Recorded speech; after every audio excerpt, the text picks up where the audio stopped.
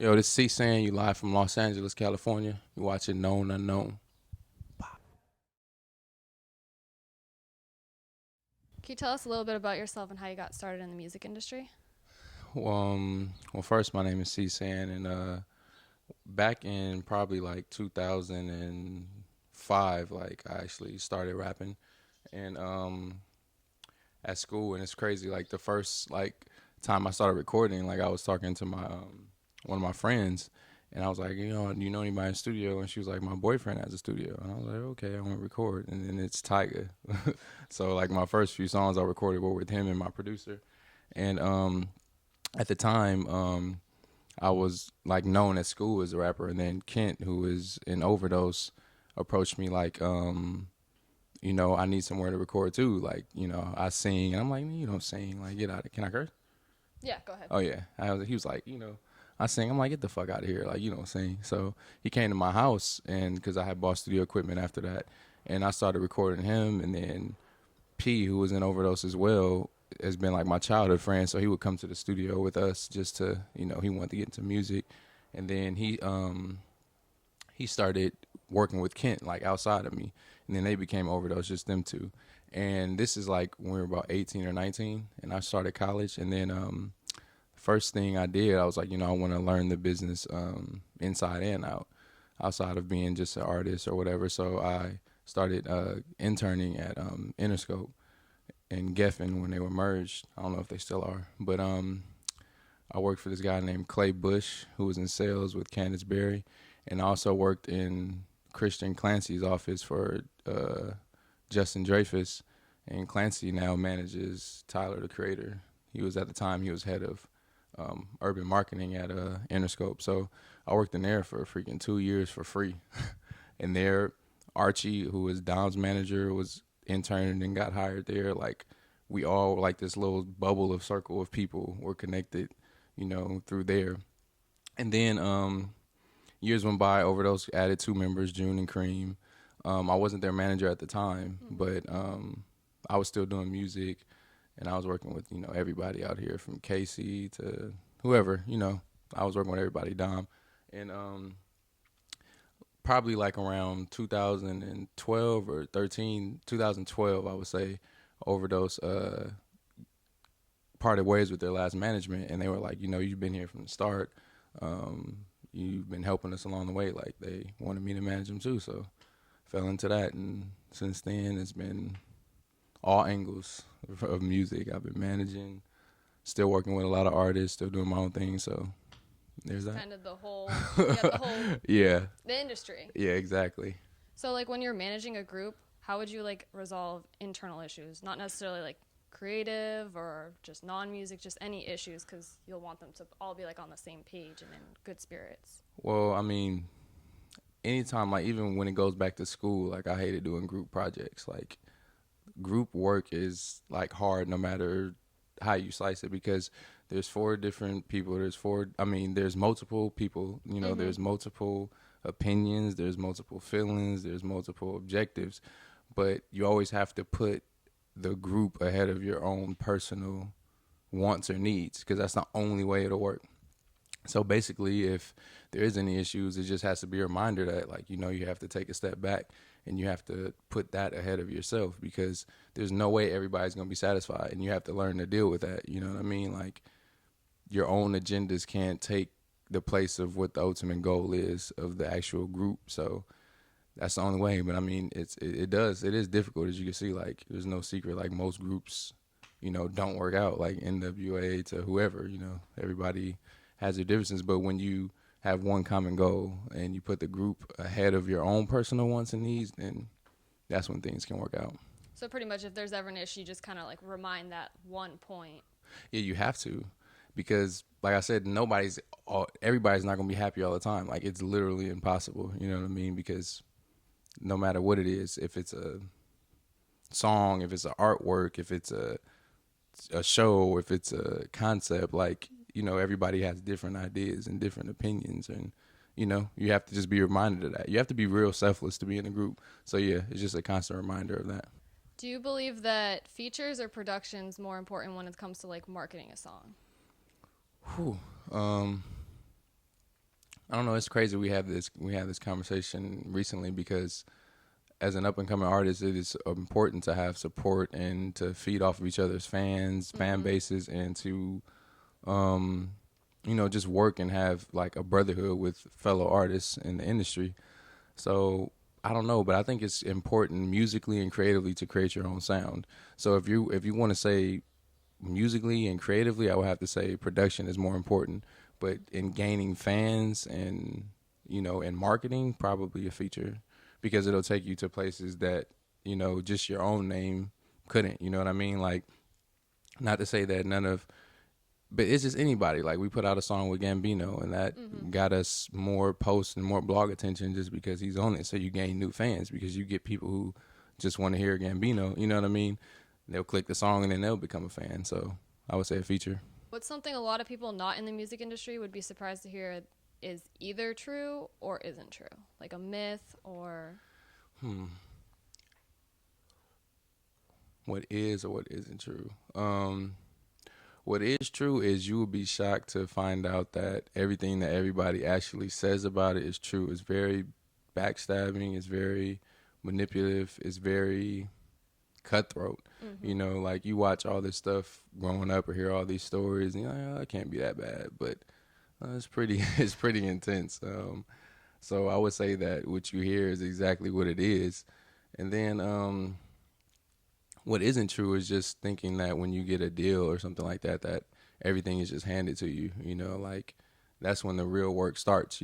That's a mistake a lot of people make, is their ultimate goal is just to get this record deal, but it's like, yo, That's just the beginning.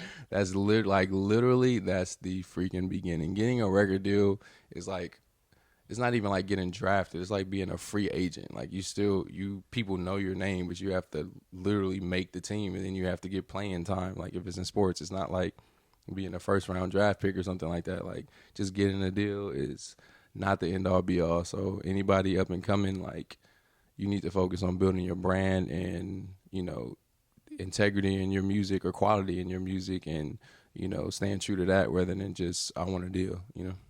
What type of press do you think is like the most effective?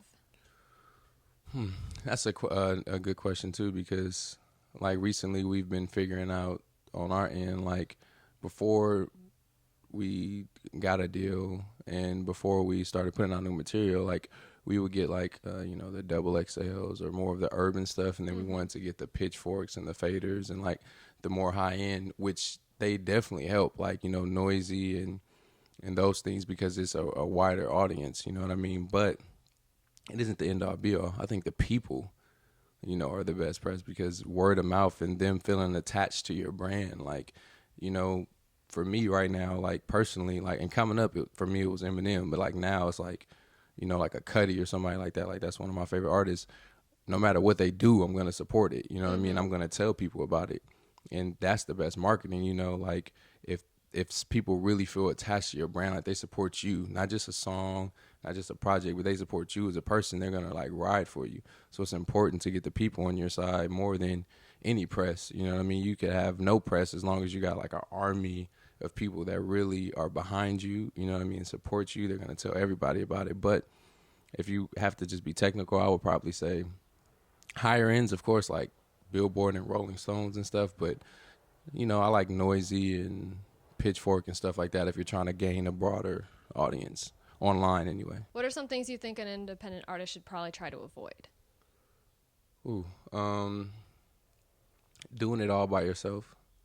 I mean, for me personally, since I've been on both sides, like as an artist independent and managing a group independent, um, you kind of get stuck in that mode of really trying to do everything by yourself, when that's not the case. Like, you have to have a huge team around you and really build it properly and take the right steps. And also, don't get ahead of yourself. Know when it's time to make certain moves and certain decisions, Mm-hmm. and that could even be when it's time to take a partnership. It doesn't necessarily mean a deal, but it could be a partnership. You know what I mean? You got to know when that time is to take it to the next level, because there's levels. You know what I mean? Like, you can be comfortable in certain lanes if you don't want to. Certain artists maybe don't want to be what a Drake is or something like that on that high stature. Some are comfortable being able to tour and put out projects Just and making a living, yeah, doing what just they love. exactly. Like some people don't want all that fame, so you should just know for yourself what you want most importantly. And so I would just say, don't get ahead of yourself, and also realize that you need a team, to really make it work, because it's a lot of work. It's a lot of hard work. What do you think are some of the key parts of a team that you would think that they should kind of like start building off of? Of course, management first. You have to have a strong management if you're independent. Publicity, of course. Get yourself a good publicist, and also just you know creative marketing, like somebody on your team who's going to be doing all your designs and web and keeping that stuff up and keeping the merch, because you have to service all that stuff. That's walking marketing, people wearing your shirts, people going to your website. So you got to have a good creative team, you got to have a good management, you got to have good publicity, good lawyer, of course, too, to handle everything for you. And that's pretty much the basis, you know what I mean. Of course, you got to have a good engineer by your side too, have to, because sound is important. You got to keep your stuff organized. And that also would make it consistent. Yeah, exactly. You don't want to have your stuff sounding coming from all these different angles. You know what I mean? Have an in-house engineer. Who was someone that inspired you growing up? I know you mentioned Eminem and Kid Cudi, but is there maybe anybody outside of artists or maybe other artists? Man, it just depends. My parents, I mean, that's cliche, but they really inspired me a lot. Also, it was probably a period in time like where I found all this like positive thinking, and I was doing all this reading and just finding myself. I would probably say like Will Smith around that time was a big inspiration for me. Pharrell is definitely one too. Like especially having the pleasure of meeting him and actually talking and Yeah, weren't you guys just like in the studio working with him? Yeah, it was like that. Literally, was one of the best experiences I ever had. Like that moment right there made a lot of stuff worth it just for that moment. You know what I mean? Like he's so respected, and the fact that he's just like so humble. Like that's what was the most shocking thing to me. Like this nigga was like everything was like perfect. I'm like, what the hell? So he had his family with him. He was eating salads. He didn't smoke. He didn't, he was eating right. He didn't drink. Like, and he was so eager to like share knowledge and wisdom with us and let us to make us be better. And even when he was like working on the beats and stuff, like we would say idea, and he would be so receptive to it. He wouldn't be like, oh, this is, you know what I mean? Like he was, and it's for real. Like this isn't like you to have him be like, oh, that's a good idea. Yeah, it must be like what? like a dream. You know what I mean? Exactly. So, him, and yeah, I mean. For music wise, it definitely was Eminem though. Like my first favorite rapper ever was Busta Rhymes, but that was when I was like a kid. But when I like understood what lyrics were and somebody expressing their emotions and talent, it was like Eminem for sure musically. And it's funny when you're talking about Pharrell, it's like the industry's so cutthroat, but you meet people that are just genuine and like wanting to help, and so it's not all cutthroat, but there's a huge amount of it. It is, because it's like this for me. What I've really learned, like from when I was interning there to managing a group who signed and having to work with a label, like the creative and business do not mesh at all. You know what I mean? Like the music industry is a weird business model because it's not like, let's say Coke or something. They know if they spend this amount of advertising dollars, it's going to equate to this amount of sales. They know if they put advertising here, it's going to do this. It doesn't work like that with an artist. And this is corporate America still. Like they're still trying to do that with music. So they try to, force deadlines and treat, your art as a business when your artist is art, is creativity. It just doesn't mesh, you know what I mean? It's different. So, I mean, it's not as bad when you have people who actually work in these buildings who understand that, you know what I mean? Because at the end of the day, they're going to have to go back and they're going to have to be business minded in the office, but at least when they're working with you, you know what I mean, they're trying to make you feel comfortable and let you know that they understand, your art and the creative aspect of it. So everybody's not all bad, especially artists. When you meet somebody like that, like everybody I've worked with, literally there hasn't been too many situations where I felt like this dude's an ass or feeling himself or whatever. Like there's a lot of good, genuine artists, you know what I mean, and producers and just people. Everybody want to see each other win for the most part, at least in front of you, maybe not behind closed doors, but, there's some good people in this industry as well, too. Do you value awards like the Grammys? Not at all. Like, I don't know. When I was a kid, I used to like that stuff. Like, I don't even feel like it holds. I don't know. It's weird. Maybe because I'm older, but I feel like all that stuff meant more when I was a kid. Like, I don't know if the industry has changed and it's just whatever, but like MTV awards and all that, like it used to be like so major, and now it's just like whatever. And no, because it's a bunch of people who aren't of the culture, especially when it comes to hip hop, making the decisions of what is the best album or best music. So it holds no weight, honestly. I mean, it would be nice to win, but at the end of the day, it's like, That's not like something you're like, all right, we need to make music so we win a Grammy. no, definitely not. Never. I've never thought that, honestly, but you just see what it is. Like the whole Macklemore and Kendrick thing, or even this year, like I'm a huge Eminem fan, but like, why would he win Rap Album of the Year for that Yeah, like album? that's not his best album. It's not even close, wasn't it? So it's just like you just see, the politics in it. Of course, they didn't want to give it to Iggy, so of course he had to win it. So What's your favorite either song or video that Overdose has done, either when you were working with them or like prior to that? oh man, everything is gonna have to be, well, favorite. I would be favorite song and video would probably be Lauren London. We were at a weird time like ourselves when that came out, and it was like our backs was against the wall, kind of. We were like, "Yo, we're gonna make this song and do a video to it," and it's normally weird to like do that instead of just letting it be natural. But for it to come out like that, and for us to literally have not 1 cent to shoot that and to come up with something like that, and it's our biggest video to date. You know what I mean? I would say for that, but the favorite song has to be "The Last Kiss Pharrell," just because that moment is like, yo, you know what I mean? And Like then the story behind it, and it's like no one can take that regardless of whatever happens to the song. It's always like you have that memory. exactly, and it's crazy because like timing is so weird and crazy, but like we made that song 2 years ago.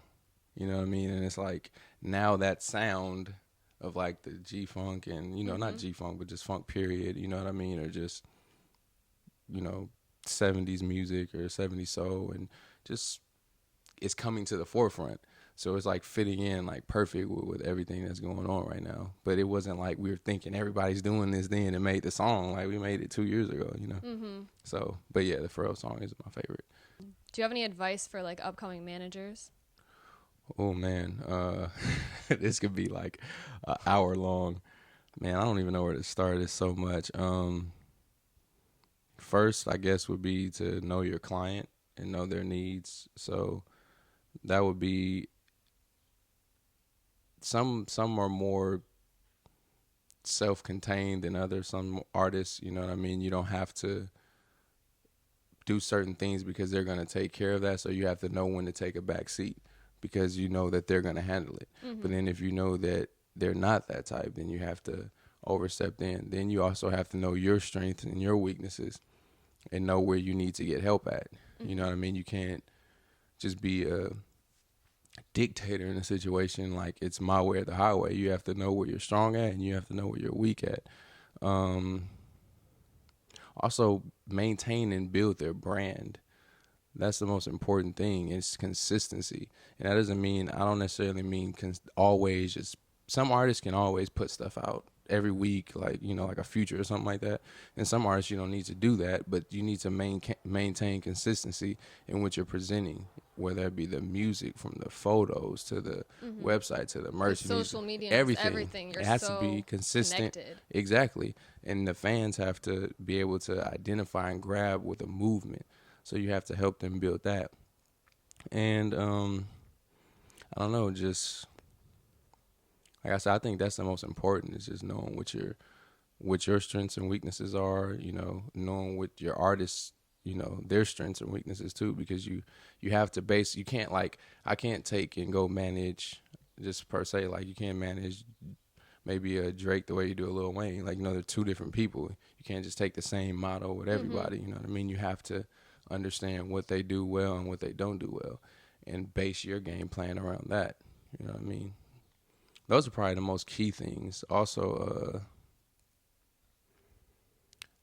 you have to have the level head in every situation, whether it be if deals are coming to turn down or to not turn down, shows, opportunities, just everything. You know what I mean? You have to be the one to keep the vision right. You know, because sometimes the artists can't do that. You know what I mean? They're thinking about their personal life. It might be money. It might be whatever. You know what I mean? You have to be able to keep that vision as well. Let your best friend kick it with no gestos. Yeah, we fuck those. Yeah, we fuck those. What's your dad? What is your destiny?